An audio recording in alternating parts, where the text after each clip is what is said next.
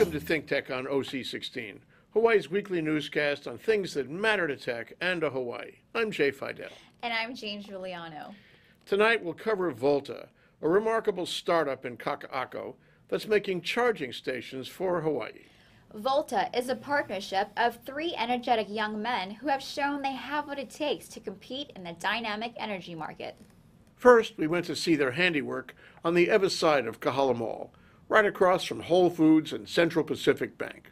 There, we had a chance to meet James Smith, the owner of a Chevy Volt that needed a charge. So, tell us why you came here with the car in order to charge you up right here at Kahala Mall. Well, it's 240. You know, it charges at 240. At home, I charge at 110. So it's a little so it's slower. much faster. I know an hour would get you like 2 hours at my house. Does this cost anything? This is free. This is free? Well, the charging's free. That's free, so you can drive around on a free charge. Well, you'd have to do more than 90 minutes a day. Okay. But you could theoretically come around every day. You could, I guess. If you live across the street, it would be a great thing, wouldn't it? It'd be kind of pushing it. Yeah, right. Taking advantage. Yeah, right. I mean, it's only 90 minutes. It's kind of a courtesy. So I think like it's nice, but I don't really want to take advantage. So the idea is it's a limited amount of time. Right. And you just get in there for a limited charge in order to top yourself off or... Yeah, while you're here. Yeah, okay. Tell us how long you've had your car. I've had my car since April, so almost a year. It's the Chevy Volt. Right. You like it? I love it. The Volt has a gasoline generator, only when you run out of battery. When you run out of battery, the generator kicks in and puts more battery. Right. So it's running 100% on battery, but there is a gas unit. But I've never had to fill it up in a year. So I've only used 5 gallons. It has a 10 Is that right? Wow. That in a year? Yeah. So I've done almost 7,000 You're miles. a very perspicacious driver, I'd say. I'm trying. I do my best. Doing the right thing. Why are you doing this? For me, it's about living on an island. We're trapped. If gas costs $8 a gallon, there's nothing you can do about it. So to me, I want to have a little more freedom and say, well, there is something I can do about it. And so I did this. At my house, I have 30 solar panels. So really, I'm not paying for electricity or gas. So That's great. That's great. That's great. Has the car been okay? It hasn't exploded or caught fire just yet? No, it's been fine. Are you concerned about all that with Chevy? No, I'm not concerned because they've been really good about communication. So they send Federal Express letters to tell, and they have a system that they haven't told me when my time is, but they're going to reinforce the battery. But when you read about that battery issue, they crash tested it and they waited 2 weeks and then it happened. To be perfectly honest, I never owned a General Motors product before, so it's not. I don't love Chevy. I don't love General Motors. In fact, I haven't owned an American car in years. But then I really like this car. You're not an engineer, are you, James? No. Internet engineer. Server engineer. I should have known. Yeah. Thank you. That's the first time I've ever had it. Almost as if on cue, Brian Goldstein of Better Place, who also sells charging stations, drove up to charge his Nissan Leaf. What an incredible coincidence. Tell us your background and tell us why you're doing this and tell us, how it's going for you. Well, I'm actually loving every moment of it. I went to school in Boulder, Colorado. I went to high school here in Hawaii at Mid-Pacific Institute, actually with Michael here, our head engineer. I got a degree in economics and also did some business as well. When I came back to Hawaii, I was actually a beach boy for a while, working down in Waikiki. Because you couldn't get a job, right? Because I couldn't get a job. I was going to school for a little bit, grad school at UH as well. But then this came up and I dropped everything and decided to do this. My God, if all the people in the world that I would want to come down, just so happens that Brian Goldstein drives up while we're talking to Scott and Chris and Michael about Volta. And it's as if, God himself laid his hand down and made this happen for us. We could not have hoped and planned for anything better. Got almost 8,000 miles on my Nissan Leaf. Oh, wow, fabulous. I love it. And and it doesn't have a mark on it. It's in great shape, beautiful shape. And you haven't had explosions or fires of any kind? No, it's been incredibly reliable. It's a great car, man. It's a great car. I love it. And Volta is a terrific company. They're deploying some charging stations that are advertising supported like these, and I love it because I have a parking spot to an easy place to park my electric car. The public charging stations actually accomplish 2 goals. One is to provide charging for electric cars, but also to show the public who aren't driving electric cars that, hey, if they drove an electric car, they'd have a great parking spot. Mm-hmm. In Hawaii, as of a couple weeks ago, there were almost 400 electric cars that qualified for the EV Ready rebate. And if you can assume that maybe 80% of the people who buy EVs get a rebate, $5,000 cash check, then we're probably over 400 electric cars. And we had Better Place had been forecasting 400 cars by December. So I think the uptake is a little bit slower, but partially I think that's because of supply. We have 3 electric cars available in Hawaii today, the Mitsubishi I, the Nissan Leaf, and the Chevy Volt. Later this year, you're going to see the Ford Focus Electric and the Toyota Prius plug-in. And then the Toyota RAV4, which has a Tesla battery pack coming maybe later this year, early next, as well as the Tesla. All right. Thank you, Brian Goldstein. Great to see you. We could not have rehearsed this. This is great, Jay. Then we got to hear from the 3 partners of Volta: Scott Mercer, the Chief Strategy Officer, Chris Ching, the Chief Operating Officer, and Mike Menendez, the Chief Engineer and Technology Officer. What a group. How did you arrange the installation of your equipment, your charging equipment, in the middle of such a great location at Kahala Mall? What did you say to them? We've been going after all the shopping malls. They love us because we are providing free charging for the people who are using the stations. And we'll provide them with the charging stations for free too. So that's really interesting. I need to know more about your business model. These are really nice looking. Thank you. And they give, 90 minutes to anybody who wants it for free? Yep. Okay, and you're building them and installing them, and nobody's paying you anything? How does that work? We use our sponsors. Essentially, we're averaging money to actually do something good for the environment, to do something clean tech and build hardware that wouldn't make money otherwise. So the people that are fronting for the free charging are companies like Revolution or CPB. Well, Revolution is a clear interest, but they're appealing to the same kind of customer that you're appealing to. It's the energy guys, the clean energy guys you want. Let's go to this one. Now, this is CPB, which just happens to be right over there, Absolutely. Just by coincidence, I'm sure. Billboards on both sides of the charging station. Right. So there's one on each side, because the idea is to appeal to the people at the mall, not just the people driving the cars. Oh, that's really good. One of these units per parking stall. So per parking stall. Yeah. So, you could put another pair over on the other side of the mall, depending on how many people start using them. And it's $240? It's $240. So we provide the hardware, the stations for free, and sometimes we do pay for the installation as well. Okay. So are you a venture capital company, or are you self-funded? This is fully self-funded at this point. Steve Jobs in the garage. I suppose. And you 3 guys get down there in the garage with screwdrivers and the like, and fabricate the metals and install all the equipment and all of it? Everything from the accountants to the janitors, I guess. So you making any money? A little bit. Yeah, okay. So we're making money off our advertising. I don't mean gross, I mean net. Net, no. Definitely no. Okay. So what other installations do you have that are like this one here at Kahala Mall? We've done, at this point, Kahala Mall and Pearl Ridge Mall. So we have 4 stations that are up and running right now. They've been up only for the last 2 or 3 weeks. Oh. The grand opening was on the 19th of February. Oh. So you're going to have a party here? We had one over at Pearl Ridge. So that's great. Yeah. So the expansion possibilities, what? Other shopping centers? Yes. You have arrangements? What do you lined up for? We do. We're building essentially we're trying to build small networks in different cities. So we're starting with Hawaii, and we have a network. Right now there's a little more than a dozen of these that are going in the next couple of months, and then more as we get further on in the year. We have contracts for a dozen. And then after we get these first dozen in, we are jumping out of Hawaii and trying to expand the concept to the mainland. Okay, Volta coming to a continent near you. Absolutely. Yeah, world expansion, and fantastic. I hope you remember that we spoke, and that you continue to say hello to me. Absolutely, I appreciate it. This design was your design? No, it wasn't necessarily my design. I just took the design from a piece of paper, a drawing, or some type of conceptualization that they had, and built prototypes and started doing small batch manufacturing. A lot of these pieces were CNC laser cut, and everything else was pretty much handmade.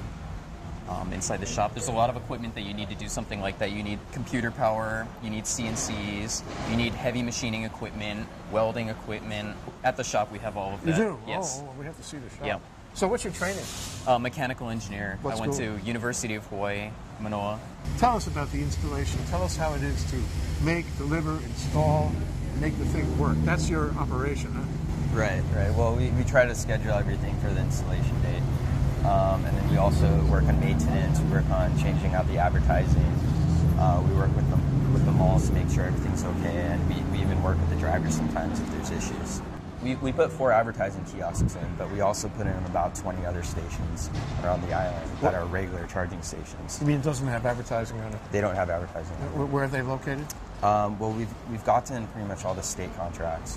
What we believe in is open access of the charging station for all EV drivers. So, for example, we have some charging stations that are free to use, such as these, the media-driven charging stations. But we also have credit card charging stations that anyone can use with a credit card. Those stations are actually owned by the properties. Okay. Right. So he gets the revenue. Right. Your compensation is what? He's buying it from you or renting it from you? He's buying it from us. We hope to have installs on the mainland starting in June. After a while, they suggested that we drive down to their workshop and factory at 845 Ilaniwai Street in Kakaako, and we were delighted to do so. This is Pacific Mechanical Technologies shop. This is where the Volta charging stations are actually manufactured. In this part of the shop, we actually have a lot of the heavy equipment. So we have heavy-duty mills, we have heavy-duty working surfaces where we're actually developing electric vehicle prototyping platforms. We have other heavy-duty or heavy equipment such as the lathe and the CNC vertical mill. Yeah. This is the CNC. We were using this vertical axis CNC to do prototyping of the original charging station platform, computer numeric code. And so it's a computer-controlled machining equipment, essentially, and it's capable of doing, extremely heavy-duty steel, aluminum, any type of other metal. It's a metal mill. Everything we stock is all heavy stuff, so all of the material is geared towards building the charging stations for this job right now. It's all stainless steel and aluminum, and we have different types of welding available here too. We do MIG, TIG, and arc welding right here in this shop. A lot of this equipment is very old, but it's been retrofit with all new components, making it better than the new stuff, essentially. Using all of this equipment, we did multiple prototypes to develop what you see now installed. This was all done in-house. We started with conceptualization from Chris and Scott and their design team to get what the aesthetic of the charging station needs to look like. And from there, we rendered it into a CAD drawing. From that CAD drawing, we engineered a model that would hold all of the different components, electronics, lighting, advertising, make it outdoor rated, all of these different things, and taking many different levels into consideration, and came out with a product that you see installed in the ground. And this is actually the prototype frame that we made for the original rendering. All of these pieces now are laser cut by another local shop to increase the consistency of all of the cuts. This was prototyped in-house here using a plasma system. So it's definitely a process going from the initial render and the idea to something that's professional grade that the shopping malls have it fit in. And it has to all look high tech. All final assembly and manufacturing is done right here. So the auto shop turns into the factory after closing hours and kind of spreads out and start putting them together. These are the type of drawings that you need to do before you can use the CNC and outsource it to other businesses to help you manufacture. So these are essentially the blueprints of the charging station, as you can see, and these 3D models are used to replicate the structures. We really want to see that people take what we're doing and get excited about the future. Trying to make renewable energy less of a click word, and we're trying to put more of a face to it. So these are something that they're tangible, made here by us, something that people can interact with and utilize on a day-to-day basis. It's an opportunity for us to create a macro impact with a small scale project. This is definitely something that, you know, we've always wanted to pursue, trying to do something high tech, and, you know, we're putting everything that we do have on the line to try to get this image out of this renewable energy electric vehicle, pushing towards building something bigger than ourselves. Really important to us that we inspire just a general progression towards a better Hawaii. So the stations make money as soon as we can get them up. The only thing that's constraining us right now is the capital to expand it at the rate that we want to do it. How do you plan to raise that? We're looking into it. We also got some footage at their installation at Pearl Ridge Shopping Center. As you can see, they're really going somewhere and are frankly all over town.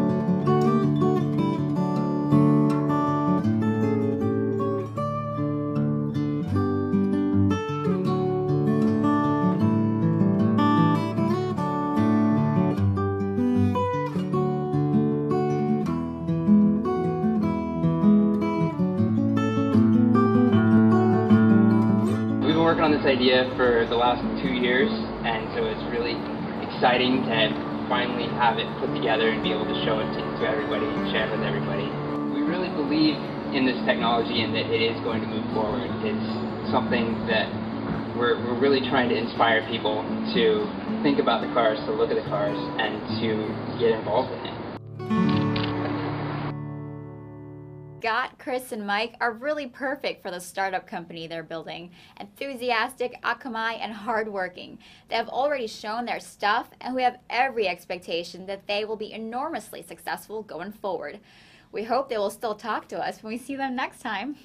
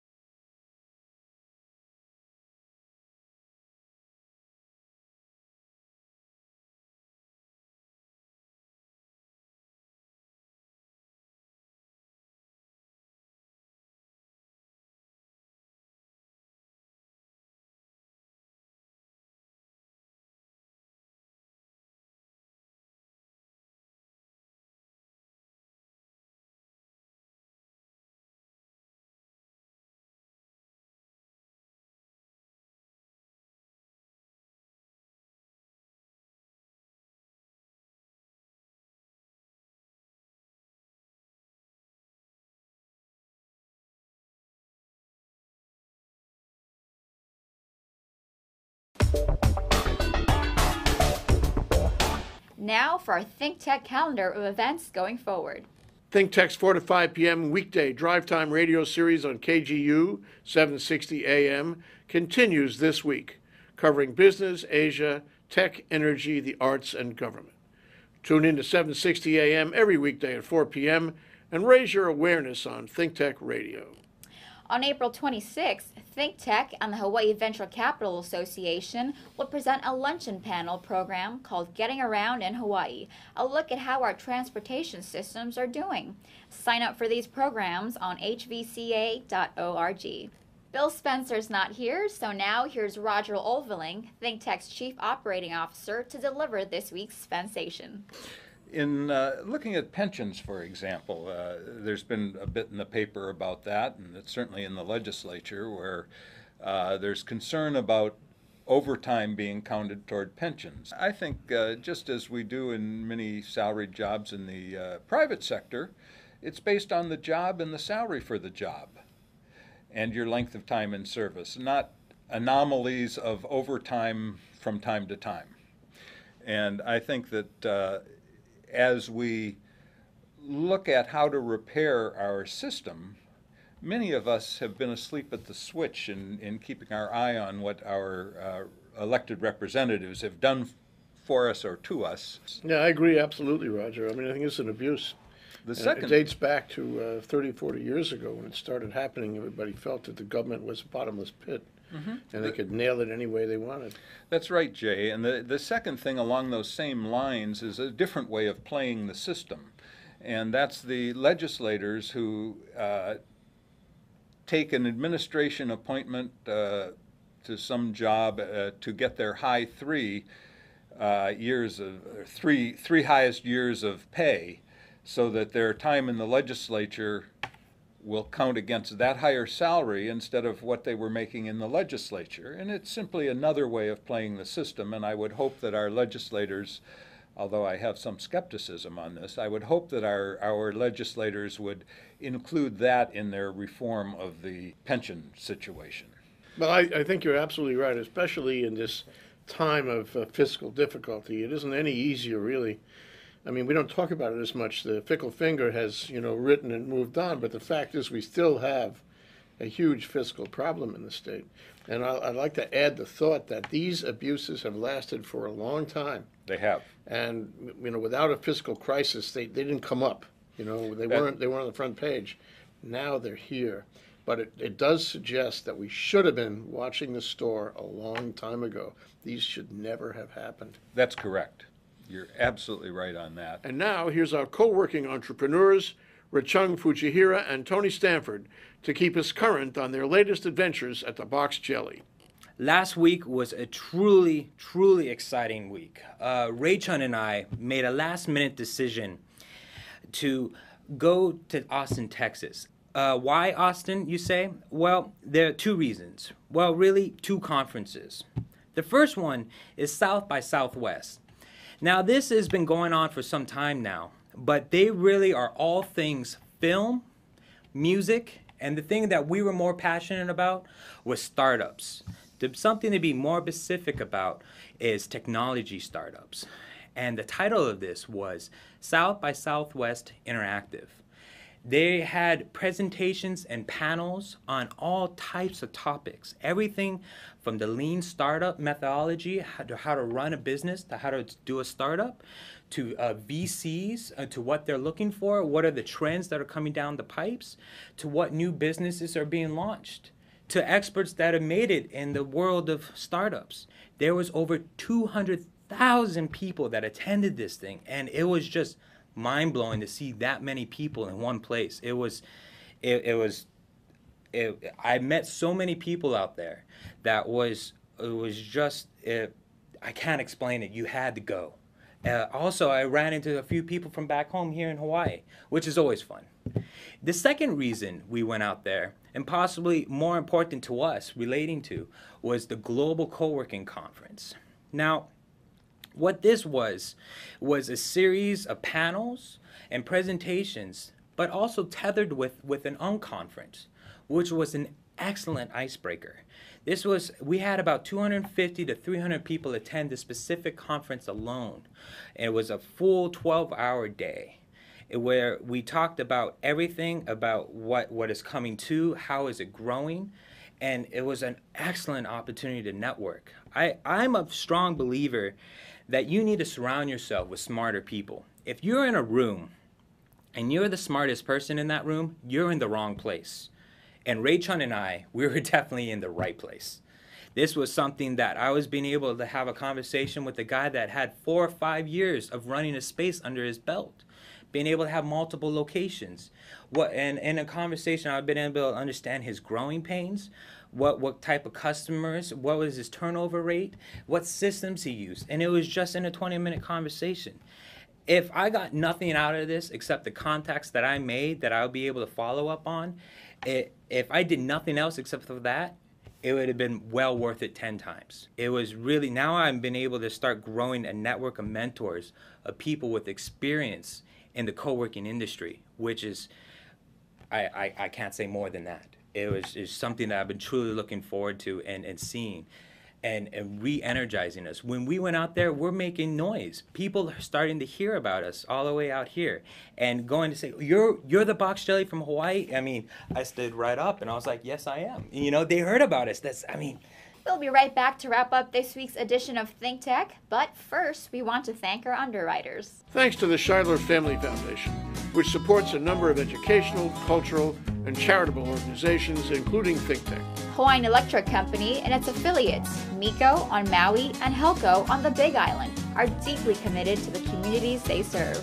Galen Ho is a senior executive of BAE Systems, a global defense, security, and aerospace company, and CEO of CBI Polymers, a tech company in Hawaii. Okay, Gene, that wraps up this week's edition of ThinkTech.